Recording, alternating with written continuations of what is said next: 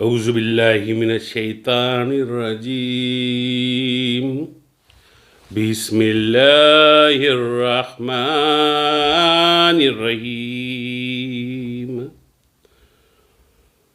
قل یا عباد الذین آمنوا اتقوا ربکم للذین احسنوا فی هذه الدنیا حسنة وأرض الله واسعة إنما يوفى الصابرين أجرهم بغير حساب صدق اللہ العلی العظیم۔ اہلیان سلسلہ، میرے مسلمان بھائیوں، بہنوں، بزرگوں، دوستوں، آپ سب کو السلام علیکم۔ وہ سورہ زمر کی آیت نمبر 10 ہے۔ اللہ تعالیٰ فرماتا ہے کہ کہہ دو اے میرے بندو، جو ایمان لائے ہو اپنے پروردگار سے ڈرو۔ جنہوں نے اس دنیا میں نیکی کی ان کے لیے بھلائی ہے، اور خدا کی زمین کشادہ ہے۔ جو صبر کرنے والے ہیں ان کو بے شمار ثواب ملے گا۔ میرے محترم دوستوں، بہنوں، بھائیوں، بزرگوں، آج کی اس گفتگو کا عنوان ہے صبر و استقامت کا مقام عرفانی۔ میرے بھائیوں، ہم اس تمام گفتگو میں جو ہم نے رجب سے شروع کری ہیں، ان تینوں مہینوں کی برکات کے متعلق بات کر رہے ہیں۔ رمضان کی آمد ہے، اور یہاں پر صبر و استقامت کا مقام ہے، اور صبر و استقامت کے ساتھ رمضان کا استقبال کرنے کا انتظام ہے، مقام ہے۔ لیکن میرے بھائیوں، میرے دوستوں، صبر کرنے کا نام یہ نہیں ہے کہ آپ غیر فعال ہو جائیں، آپ سب کچھ چھوڑ کے بیٹھ جائیں، بلکہ صبر کے ساتھ استقامت، یعنی کہ آنے والی مشکل کو استقامت کے ساتھ مقابلہ کرنا، تو آپ صبر کے مقام کو پہچانیں گے۔ حضور اکرم نبی کریم صلی اللہ علیہ وسلم کی ایک صحیح حدیث ہے، جو صبر کرنے کی کوشش کرتا ہے، ترجمہ، آپ صلی اللہ علیہ وسلم نے فرمایا، جو صبر کرنے کی کوشش کرتا ہے اللہ اسے صبر عطا کرتا ہے۔ جو صبر سے زیادہ بابرکت اور عظیم تحفہ کوئی نہیں ہے۔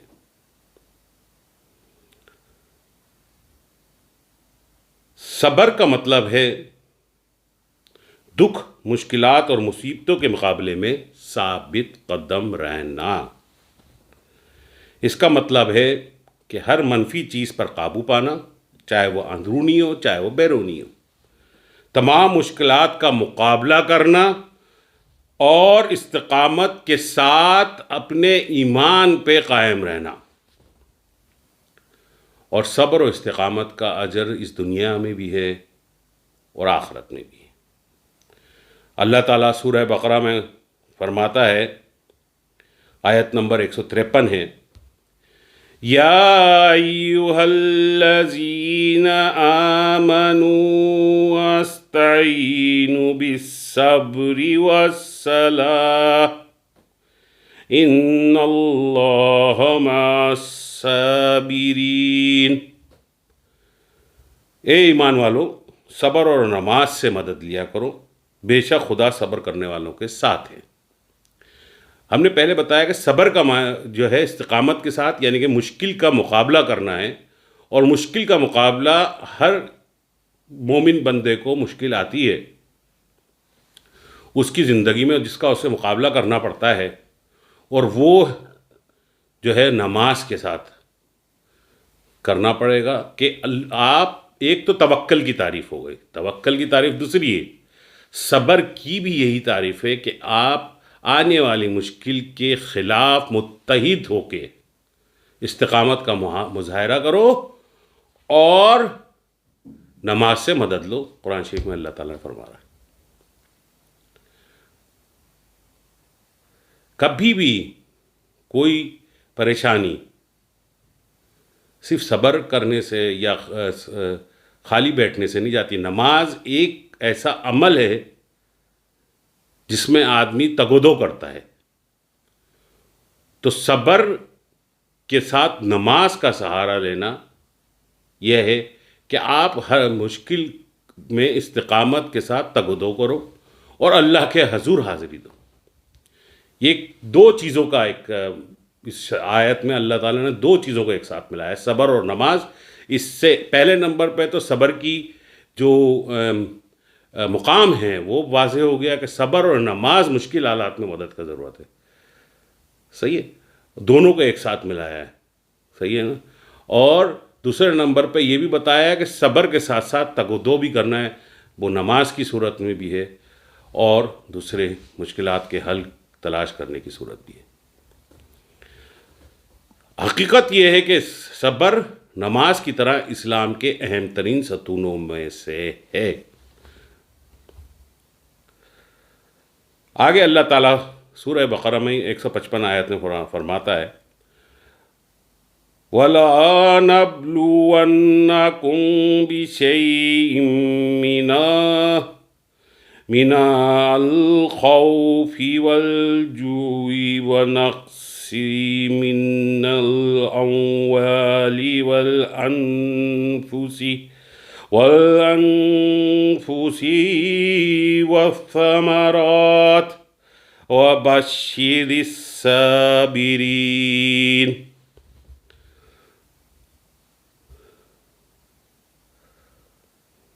اور اللہ تعالیٰ فرماتا ہے اور ہم کسی قدر خوف کے ساتھ، یعنی زیادہ خوف کے ساتھ نہیں، کسی قدر خوف کے ساتھ بھوک اور مال اور جانوں اور میووں کے نقصان سے تمہاری آزمائش کریں گے. تو صبر کرنے والوں کو خدا کی خوشنودی کی بشارت سنا دو. آج کی اس دنیا میں ہر مومن آدمی، ہر مسلمان آدمی کو خوف دلایا جا رہا ہے. آپ اپنے ایمان پہ قائم رہنے کے لیے جو جد و جہد کر رہے ہو وہ تمام کی تمام مختلف خوف کے ذریعے ان کو پس پش لگایا جا رہا ہے. کوئی اپنی طاقت کا خوف آپ کو دلا رہا ہے، کوئی آپ کو اپنے پیسے کا خوف دلا رہا ہے، اور ہم نعوذ باللہ اس خوف کی وجہ سے اپنے راستے سے ہٹ جا رہے ہیں. ہم اپنی خود غرضی کی بنیاد پر اپنے آپ کو بچانے کے لیے سچا راستہ چھوڑ کے جا رہے ہیں، چاہے وہ کسی سے فائدہ اٹھانے کی بات ہو، چاہے وہ کسی سے ڈرنے کی بات ہو.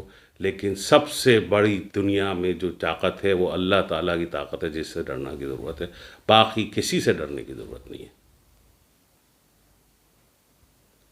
اور آپ جب تک ڈرتے رہیں گے، جب تک غرضوں کی بنیاد پر پیچھے ہٹتے رہیں گے، ایک وقت آئے گا آپ کے لیے سانس لینے کی جگہ باقی نہیں رہے گی.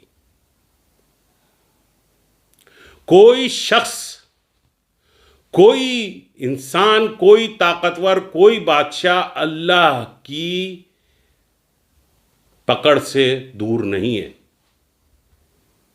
کوئی پیسے والا، کوئی طاقتور شخص اللہ کی پکڑ سے دور نہیں ہے. اور یہ سوچ کے رکھیں، اس لیے کبھی بھی سچ بات کے لیے اپنی غرضوں کی بنیاد پر کبھی بھی سمجھوتا نہیں کریں. صبر اور استقامت کے ساتھ اس مشکل کا مقابلہ کریں. پھر اللہ تعالیٰ آخر میں خوشخبری سناتا ہے. فرماتے ہیں اللہ تعالیٰ سورہ اسراء میں فَإِنَّ مَعَ الْعُسْرِ يُسْرًا. ہاں مشکل کے ساتھ آسانی بھی ہے۔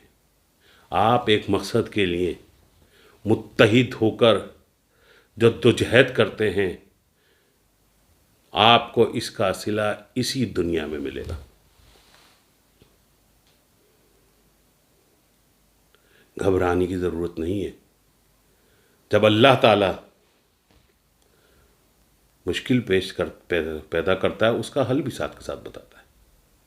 اور ہم لوگ ایک معاشرے کی مخلوق ہیں۔ ہمارے پاس مشکلیں آسمانوں سے نہیں آتی، امت مسلمہ پہ مشکلیں آسمانوں سے نہیں آ رہی، بلکہ وہ مشکلیں ہماری معاشرے میں پیدا کردہ مشکلات ہیں، جو اس کی وجہ سے ہمیں بہت سارے معاملات کا سامنا کرنا پڑتا ہے، جو کہ ہمارے روزمرہ کے طریقہ کار اور ہمارے جو قواعد و ضوابط ہیں ان کے خلاف ہوتے ہیں، اور ان کے مقابلہ کرنے والے میں کوئی اور نہیں ہوتے، آپ کے اپنے ہوتے ہیں، جو خود غرضی کی بنیاد پر آپ کو گزن پہنچا رہے ہوتے ہیں، چاہے وہ کوئی بھی ہو، بھائی ہو، بہن ہو، رشتہ دار ہوں۔ اہل سلسلہ آپس میں اپنی اپنی غرضوں کی بنیاد پر آپ کو پریشان کر رہے ہوتے ہیں، لیکن اس کا اثر یہی ہے، جیسا فرمایا فَإِنَّ مَعَ الْعُسْرِ يُسْرًا، جیسا ہم نے کہا تھا کہ ہر مشکل کے بعد آسانی ہے، اور ہر مشکل کے بعد آدمی روحانی ترقی کا سفر کرتا ہے۔ منزل کی طرف نظر رکھو، جس در کے پہ اپنا سر جھکا دیا اس در پہ سر جھکا کے رکھو، اور جو ہمت کے ساتھ جس راستے پہ چل نکلے اس راستے پہ قائم رہو۔ انشاءاللہ ان رحمت اللہ قریب من المحسنین، اللہ کی رحمت اپنے محسنوں کے لیے جلد آنے والی۔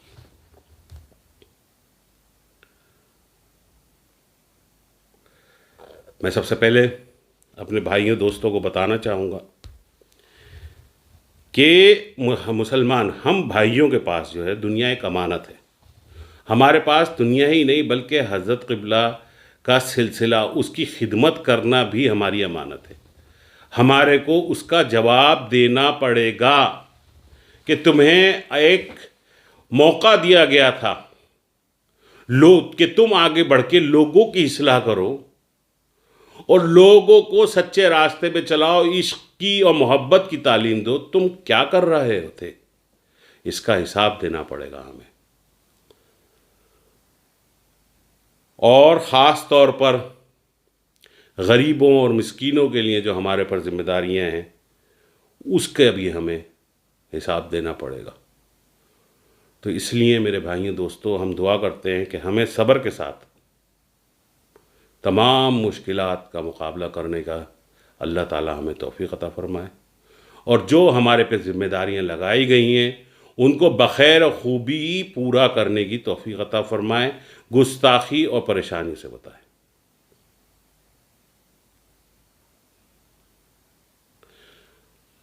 استغفار چشتیہ ہے: استغفر اللہ الذی لا الہ الا هو الحی القیوم من کل شر خلق و خطایاتہ و ذنب و اتوب الیہ۔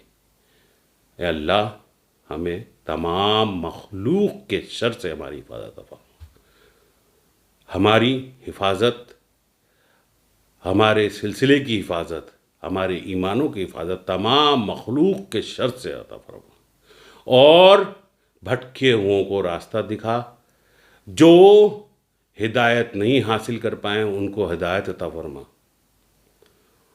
اور ہمارے پاس ایسے لوگوں کو بھیج جو ہماری پشت مضبوط کریں، تاکہ ہم آپ کا نام، آپ کا جھنڈا ساری دنیا میں بلند کر سکیں۔ روحانیت میں صبر کا بہت اونچا مقام ہے۔ مثنوی مولانا روم میں بہت جگہ صبر کی تعریف کی گئی ہے۔ اسی طریقے سے ابن عربی نے بھی اپنی کتابوں میں صبر کے متعلق لکھا ہے۔ مولانا روم نے صبر کے ساتھ حلم کی بھی بات آئی۔ اب یہ دو ایک الگ موضوع ہیں۔ ہمارے پاس دیکھیں، الگ الگ چیزیں، صبر، توکل اور حلم۔ حلم کا جو مقام ہے، صبر و حلم جسے ہم کہتے ہیں، حلمیت، یہ اللہ والوں کو عطا ہوتا ہے کہ وہ صبر کے اس مقام پہ پہنچ جاتے ہیں کہ ان کے پاس آ کر تمام باطل کی طاقتیں اپنا زور توڑ دیتی ہیں، اور یہ مقام اولیاء اللہ کو ان کی عبادت و ریاضت کے مقابلے میں عطا ہوتا ہے۔ مثنوی مولانا روم میں مولانا صاحب نے ایک ربائی ہے جس میں صبر و حلم کی تعریف فرمائی ہے، میں آپ کے سامنے عرض کرتا ہوں۔ اے مبدل کر دخا کے رابزر، خاک دیگر راب کردہ بلبشر، کار تو تبدیل آیا نو عطا، کار من سے وسط نسیان و خطا، سہو نسیان را مبدل کن بالعلم، من ہما خلم مرا کن صبر و حلم۔ آمین ثم آمین، آمین ثم آمین۔ کل کا بھلا کل کی خیر، کل کا بھلا کل کی خیر۔ اللہ ہمیں شر، تمام مخلوق کے شر سے آپ کے سلسلے کو، درگاہ شریف کو، ہمارے ایمانوں کو، ہمارے گھروں کو، ہماری جان و مال کو حفاظت عطا فرمائیے۔ تمام مخلوق کے شر سے ہم سب کو اپنی پناہ عطا فرمائیے۔ کل کا بھلا کل کی خیر۔ اللہم افتح لنا بالخیر واختم لنا بالخیر وجعلنا عاقب امورنا بالخیر بیدک الخیر انک علی کل شیء قدیر۔